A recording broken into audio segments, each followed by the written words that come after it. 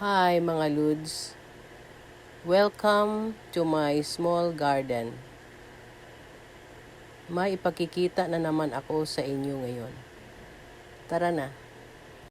Ang ipakikita ko sa inyo ngayon, mga Lods, ay itong tinatawag na Hoya Kiril.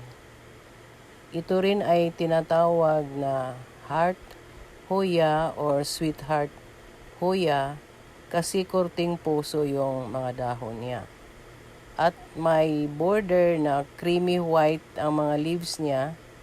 Ibang-iba ito sa ibang heart hoya na puro green lang yung dahon niya. Ito ay variegated, meaning may color combination. Ang heart hoya ay isang succulent at hindi ito nangangailangan ng maraming tubig. So, i-water mo lang ito every 2 to 3 weeks kung makita mo na dry na yung niya, yung soil niya.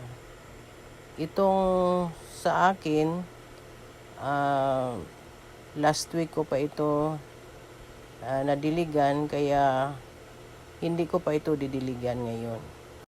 Itong heart hoya ko ay matagal na sa akin. Mga 5 years na ito. Pero hindi ko pa ini-propagate kasi alanganin. Natatakot ako na baka mamatay ito. Ngayon, ipakikita ko sa inyo kung paano ito i-propagate using the cuttings.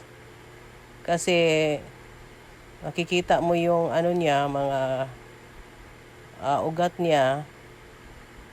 Pwede na ito i-stem cuttings para maparami natin. At ito mga loads, nakaputol na tayo ng ating itanim. At itanim na natin mga loads. May nakaprepare na dyan na pot na may soil at saka yung coco pole na kakapitan niya kung lumaki na. At didiligan na natin mga loads yung bago nating tinanim na heart hoya. At ito na sila mga loads, dalawa na sila. Itong isa, last week ko tanim. So dalawa na sila. Sana mabuhay yung bago na tinanim natin. Ito na siya, mga loads.